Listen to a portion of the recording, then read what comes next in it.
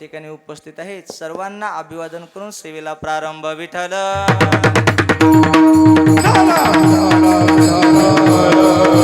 टाळी टाळी टाळी टाळी टाळी टाळी टाळी टाळी. आता हे बघा सर्वांचे कमाला गावकरी मंडळीचे नाव माहिती नाहीत बरं का. आणि तुम्हाला जर असं वाटत असेल महाराजाला आपलं नाव माहिती हो त्याच्याकरता घरी चहा प्यायला न्यावं लागते महाराज असं नाव माहिती होते को विडाला विडाला.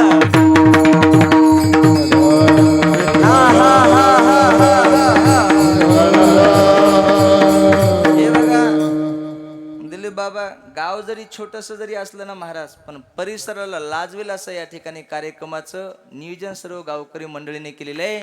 म्हणून एकदा तुम्ही तुमच्या करता सर्व जोरात एकदा टाळी वाजवा असं मन मोकळेप्रमाणे टाळी वाजवा. विडाला विडाला.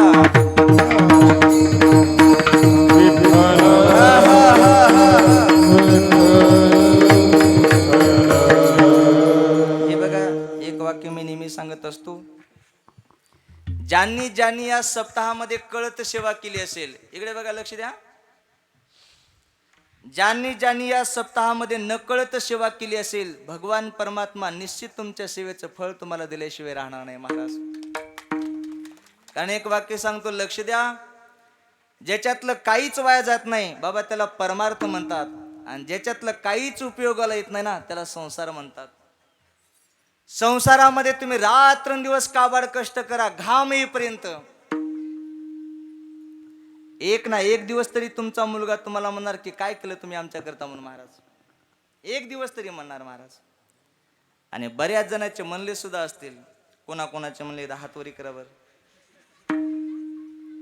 फक्त पाठीमागे 1000 वर पाठीमागे बघू नका येरी म्हणाले तुम्ही हातवरी करसाल वय विडाला विडाला.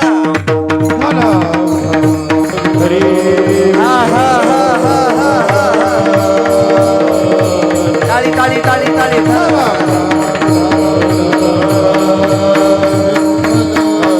आणि तुम्ही जर या मंडपामध्ये जर आलात एखाद्या वारकऱ्याची उष्टी जर पत्रवाळी उचलली आणि बाहेरनं जर नेऊन फेकली तर माय बाप्पा सेवा ठरेल आणि जन्मोजन्मात कामाला येईल. बघा विडाला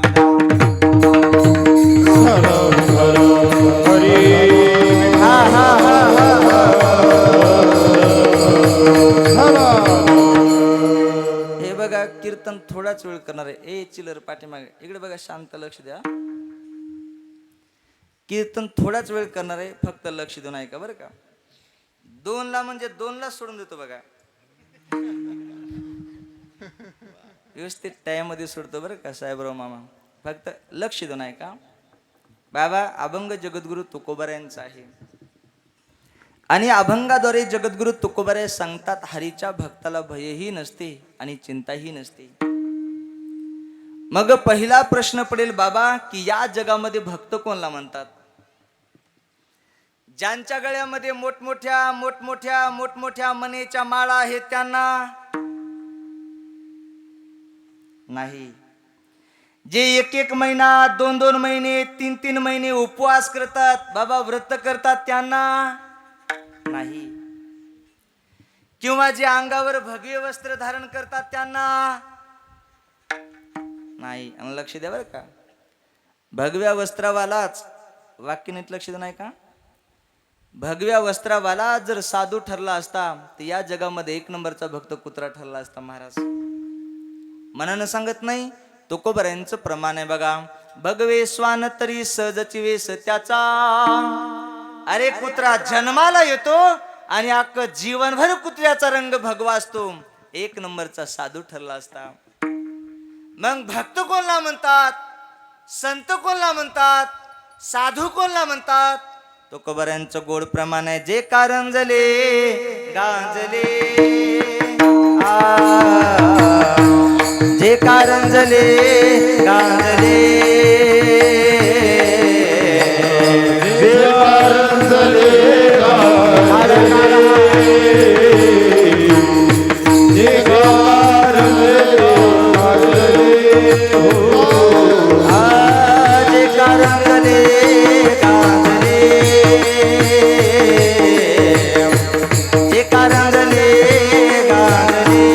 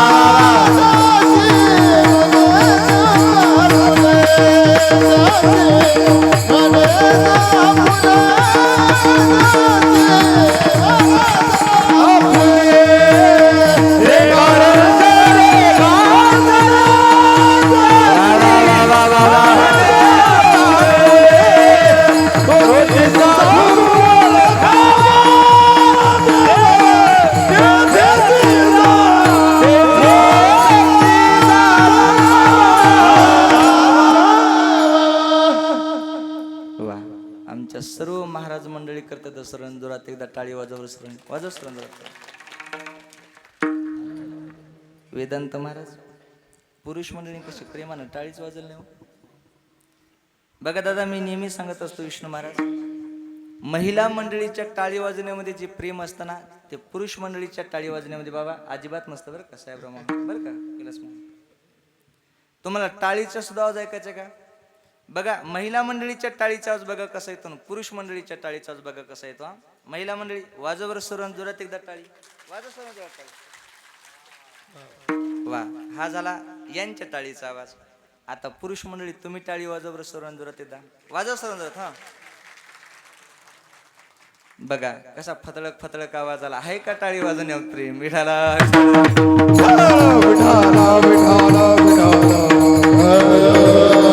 हे बघा जे का रंजली गांजली त्यासी मनी जो आपुली तोची साधू ओळखावा देव तेथेची जाणावा.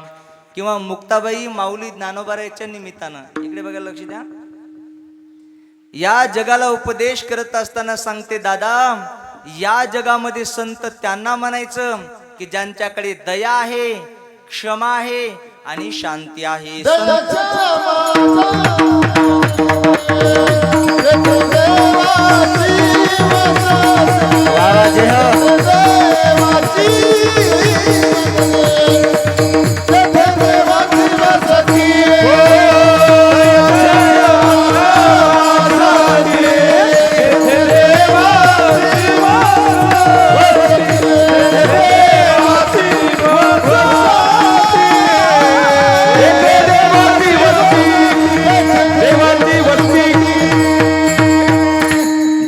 क्षमा शांती तेथे देवाची वसती. किंवा संत तोची जाना जगी दया क्षमा ज्याचे अंगी लोभ हंता नाही मना जगी विरक्त तोची जाना.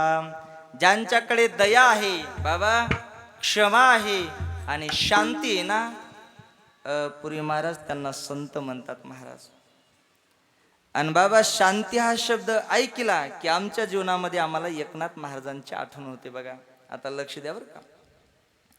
एकनाथ महाराजांच्या जीवनामध्ये काय शांती होती 2 मिनिटांमध्ये एक उदाहरण सांगतो. एकनाथ महाराजांच्या घरी बाबा अशी परंपरा होती. एकनाथ महाराजांच्या घरी माणूस कथेला कीर्तनाला प्रवचनाला रामायणाला भागवताला आला जेवण्याकरता पुरणपोळीचा स्वयंपाक असायचा महाराज. कारण एकनाथ महाराज श्रीमंत होते. इकडे बघा लक्ष द्या बाबा. काहीचा संसार चांगला झाला पण परमार्थ चांगला झाला नाही. थोडाच वेळ कीर्तन करणार फक्त लक्ष देऊन ऐका. काहींचा परमार्थ चांगला झाला पण संसार चांगला झाला नाही. काहींचा संसारही चांगला झाला आणि परमार्थही चांगला झाला आणि काहीचा संसारही चांगला झाला नाही बाबा परमार्थही चांगला झाला नाही.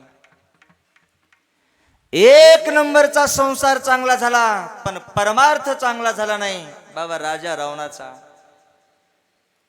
एक नंबरचा परमार्थ चांगला झाला पण संसार चांगला झाला नाही माझ्या जगद्गुरु तुकोबारायांचा. संसारही चांगला झाला आणि परमार्थही चांगला झाला एकनाथ महाराजांचा. आणि संसारही चांगला होत नाही परमार्थही चांगला होत नाही तुमचा आमचा. विडाला विडाला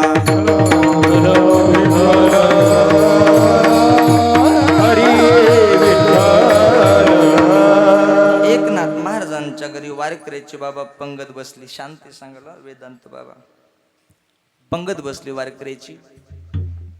आणि एकनाथ महाराजांच्या पत्नी गिरजादेवी पंक्तीला अशा तूप वाढू लागल्या. आणि त्या काळामध्ये एका माणसानं एका दुसऱ्या माणसाला 200 रुपये दिले आणि सांगितलं जा एकनाथ महाराजांना राग आला पाहिजे असं काहीतरी जाऊन कर. तो माणूस गेला आणि एकनाथ महाराजांच्या पत्नी गिरजादेवी पंक्तीला तूप वाढत असताना पळत पळत गेला आणि एकनाथ महाराजांच्या पत्नीच्या कडीवर जाऊन बसला महाराज.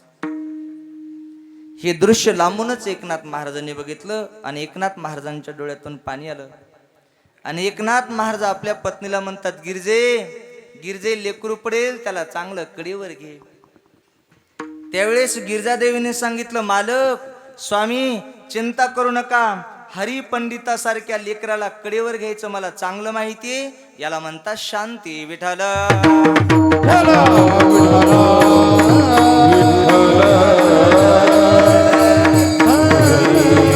किंवा जे रात्रंदिवस देवाच्या नामाचं चिंतन करतात ना विष्णू महाराज, त्यांना सुद्धा भक्त म्हणतात. महाराजांचं किती गोड प्रमाण आहे बघा. दिन रजनी हाची धंदा गोविंद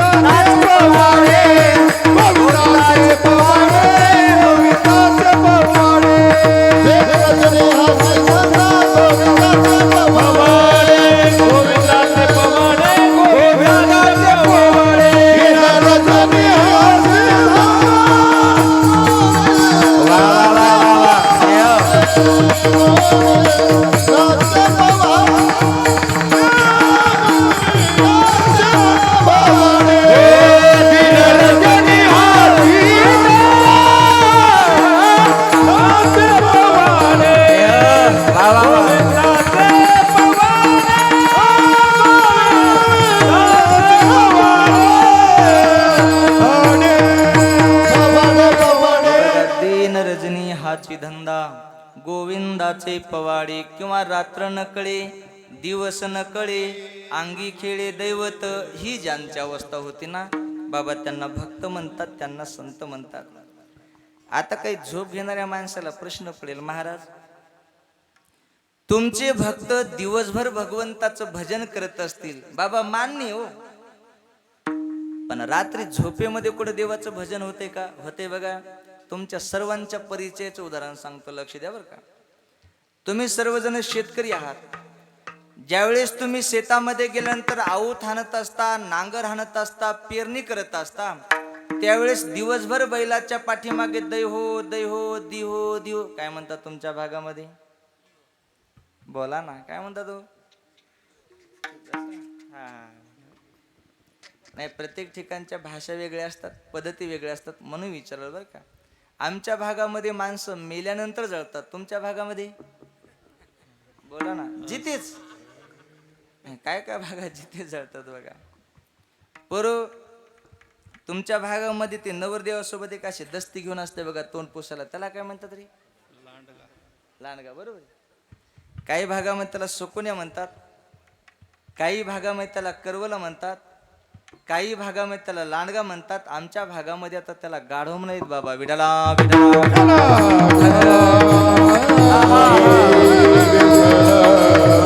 हे बघा, दिवसभर जर बैलाच्या पाठीमागे जर तुम्ही दैहो दैहो दिहो दिहो जर बाबा म्हणायला लागले, तर माणूस एखाद्या वेळेस का होईना झोपेमध्ये सुद्धा म्हणतो का नाही? बोला महाराज. हे बघा, दिवसभर देवाचं भजन करण्याचं काम हे भक्ताचं असतं. लक्ष देऊ नाही का बरं का. दिवसभर देवाचं भजन करण्याचं काम हे भक्ताचं असतं, आणि त्यांच्याकडून रात्री देवाचं भजन करून घेण्याचं काम हे भगवंताचं असते. विडाला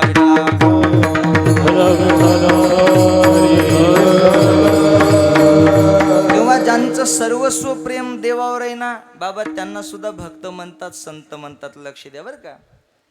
आमच्या साधू महात्म्याचं सर्वस्व प्रेम देवावर होतं, आणि आमच्या गोपीचं सुद्धा सर्वस्व प्रेम देवावर होतं.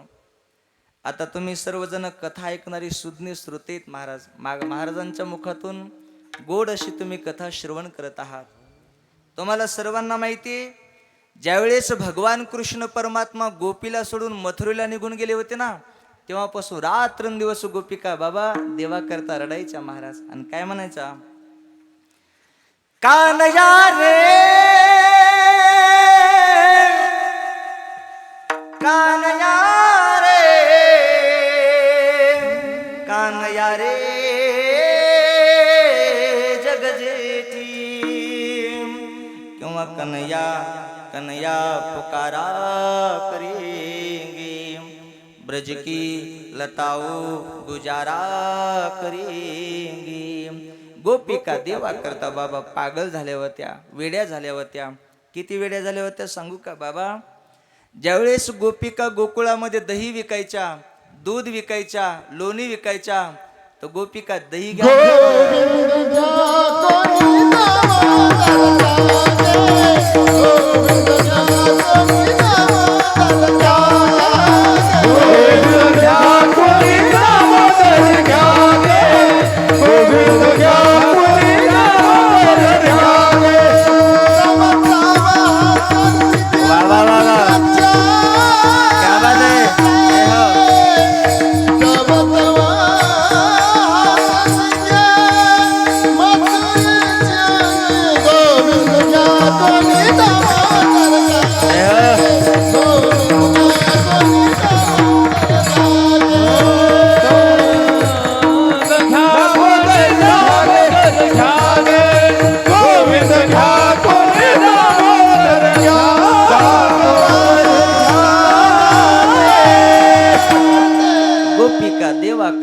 वेड्या झाल्यावर त्या पागल झाल्यावर त्या म्हणायच्या गोविंद घ्या कुणी दामोदर घ्या गे तव तव बोलती मथुरेच्या गे.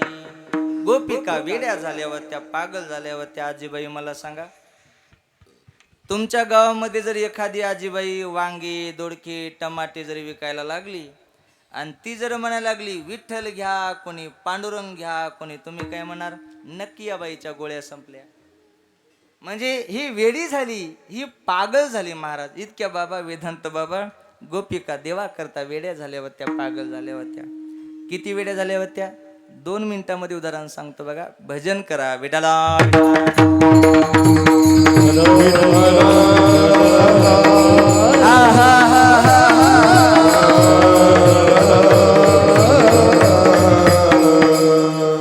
बाबा. एका माधवी नावाच्या गोपीचं लग्न झालं बरं का दिलीप बाबा. लक्ष द्या किती पागल झाल्या होत्या गोपिका. आणि त्या माधवी नावाच्या गोपीला गोकुळामध्ये दिलं. आणि वाट लावत असताना तिच्या आईने तिला सांगितलं, बाई गोकुळामध्ये एक नंदाचा मुलगा आहे आणि त्याचं नाव आहे कृष्ण. त्या कृष्णाचं तोंड तू कधी बघायचं नाही आणि तुझं तोंड कृष्णाला कधी दाखवायचं नाही. म्हणून वेदांत बाबा भगवान कृष्ण परमात्मा या गल्लीतून आले की ती माधवी नावाची गोपी दुसऱ्या गल्लीतून निघून जात होती बाबा. त्या माधवी नावाच्या गोपीनं भगवंताचं मुख कधी बघितलं नाही आणि स्वतःचं मुख देवाला कधी दिसू दिलं नाही. पण ज्यावेळेस भगवान कृष्ण परमात्म्याने गोवर्धन पर्वत उचलला होता ना, तर सर्व गोपिका त्या पर्वताच्या खाली आल्या होत्या. तर त्यावेळेस त्या माधवी नावाच्या गोपीनं सहज भगवंताच्या मुखाकडे बघितलं तर 7 दिवस आणि 7 रात्र स्वतःच्या डोळ्यावरची पापणी सुद्धा खालीवरी केली नाही. आणि 7 दिवसानंतर पाऊस बंद झाला. बाबा देवाने सर्वांना बाहेर काढलं. तर त्या माधवी नावाच्या गोपीला देवाचा विरह सहन झाला नाही, तर तिचा जागेवर प्राण निघून गेला बाबा. वेदांत बाबा तीच माधवी नावाची गोपी या कलियुगामध्ये संत मीराबाईच्या रूपानं जन्माला आली. म्हणून बघा जगद्गुरु तुकोबरायचा अभंग असेल तर शेवटी तुकामणी असते. नामदेव महाराजांचा अभंग असेल तर शेवटी नामामणी असते. पण मीराबाईच्या प्रत्येक अभंगाच्या शेवटी बघा, मीरा कहे प्रभु गिरिधर नागर, मीरा कहे प्रभु गिरिधर नागर. विठ्ठल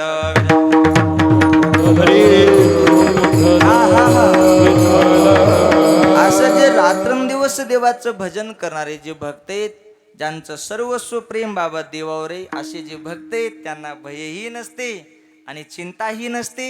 अभंगाचं पहिलं चरण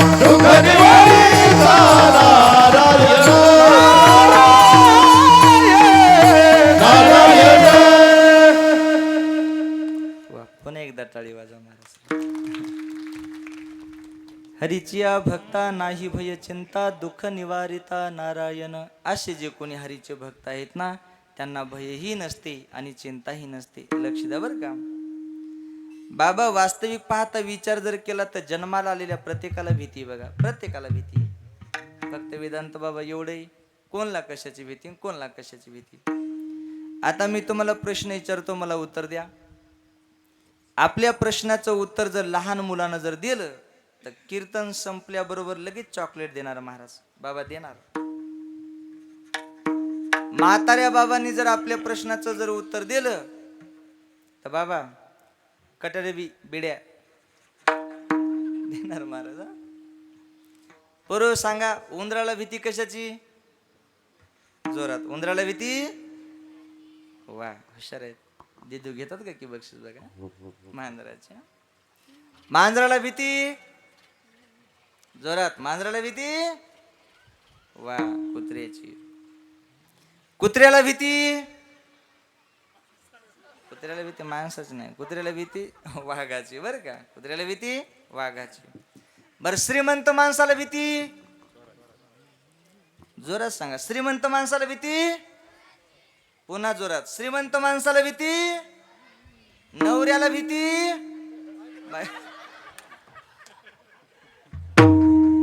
मला वाटलं आपल्या गावातले तरी भीत नसतील, इथले भीतात की काय.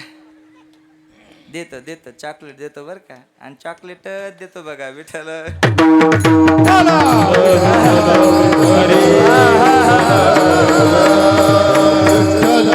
हे बघा जन्माला आलेल्या प्रत्येकाला भीती आहे. पण वेदांत बाबा विष्णू महाराज एक माणूस तुकोबाराकडे गेला.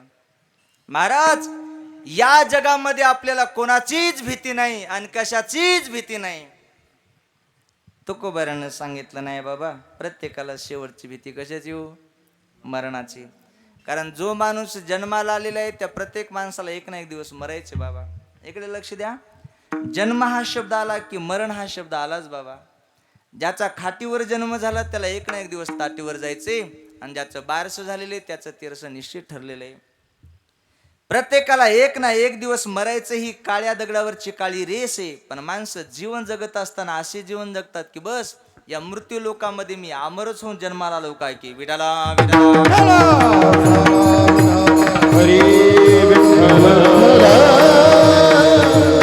एका कविकाराने किती गोड गायले बघा.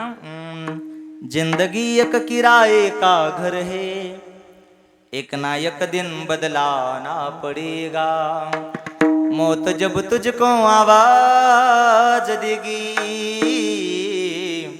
घर से बाहर निकलना पड़ेगा और उठ जाएगी जब तुझसे खुशियाँ गम के सांचे में ढलना पड़ेगा वक्त ऐसा भी आएगा नादा तुझको कांटों पे चलना पडेगा. प्रत्येकाला माय बाप्पा एक ना एक दिवस मरायचे. काळाची भीती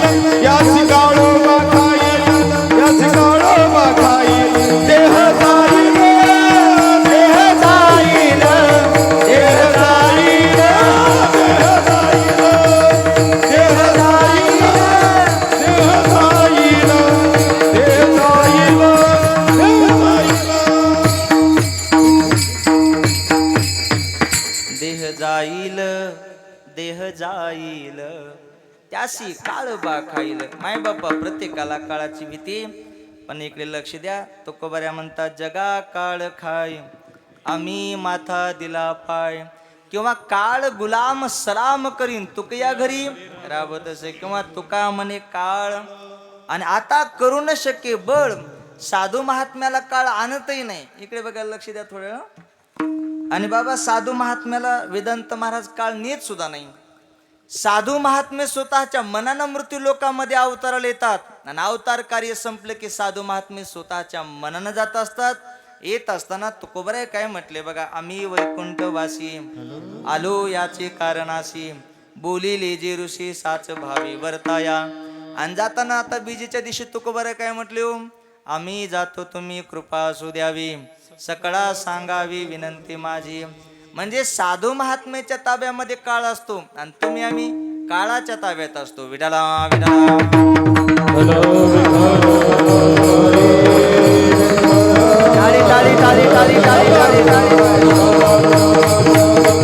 आणि साधू महात्म्याला संसाराची चिंता सुद्धा वाटत नाही बाबा, नाही वाटत बरं का. लक्ष द्या.